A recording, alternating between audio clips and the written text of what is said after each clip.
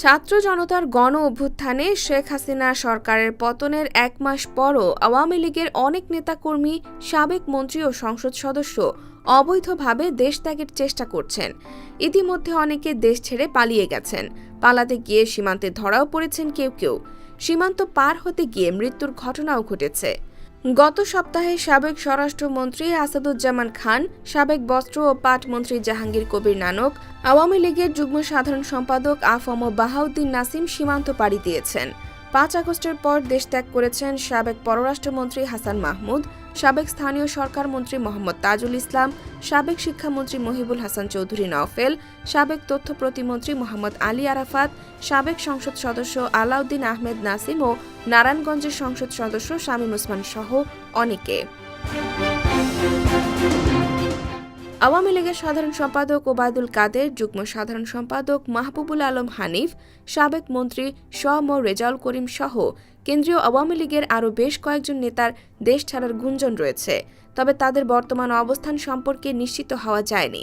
শেখ হাসিনার নিকটাত্মীয়দের মধ্যে শেখ ফজলুল করিম সেলিম, শেখ হেলাল উদ্দিন ও তার ছেলে শেখ সারহান নাসের তন্ময়, হেলালের ভাই শেখ সালাউদ্দিন জুয়েল এবং আবুল হাসনাত আবদুল্লার ছেলে ও বরিশালের সাবেক মেয়র সাদিক আবদুল্লাহ এখনও দেশ ছাড়ার সুযোগ পাননি। তারা দেশের ভেতরে আছেন বলে বিভিন্ন সূত্র থেকে জানা গেছে।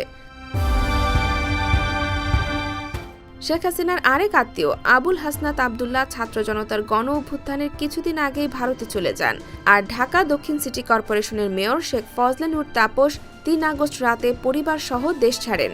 তিনি ঢাকা থেকে সিঙ্গাপুর যান। তার পরিবার পৃথক ফ্লাইটে যায় লন্ডনে। তাপসের ভাই যুবলীগের চেয়ারম্যান শেখ ফজলে শামস পরশ সরকার পতনের কয়েকদিন আগে ৩১ জুলাই যুক্তরাষ্ট্র থেকে দেশে ফিরেছিলেন।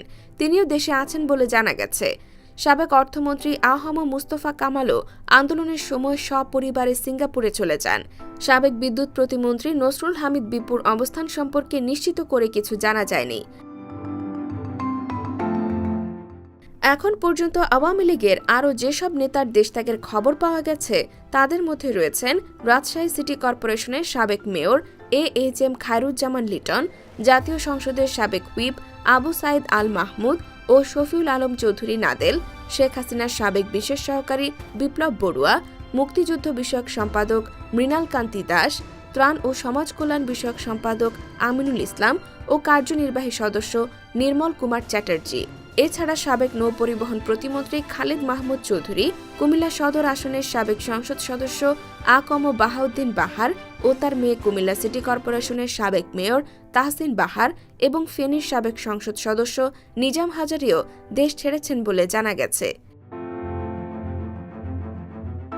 এই তালিকায় আরও রয়েছেন ছাত্রলীগের সাবেক সভাপতি লিয়াকত শিকদার, সাবেক সাধারণ সম্পাদক সিদ্দিকী নাজমুল আলম, ঢাকা মহানগর দক্ষিণ আওয়ামী লীগের সাংগঠনিক সম্পাদক গোলাম সরোয়ার কবির, যুবলীগের সাধারণ সম্পাদক মাইনুল হোসেন নিখিল, ছাত্রলীগের সভাপতি সাদ্দাম হোসেন, সাধারণ সম্পাদক শেখ ওয়ালি আসিফ ইনান, ঢাকা বিশ্ববিদ্যালয় ছাত্রলীগের সভাপতি মাজহারুল কবির শয়ন, ঢাকা মহানগর উত্তর ছাত্রলীগের সভাপতি রিয়াজ মাহমুদ, যুবলীগের প্রচার ও প্রকাশনা সম্পাদক জয়দেব নন্দী।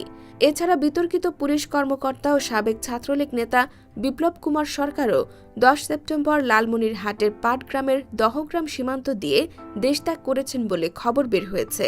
এমন আরও অনেকে এভাবে দেশ ছাড়ার চেষ্টায় আছেন বলে জানা গেছে।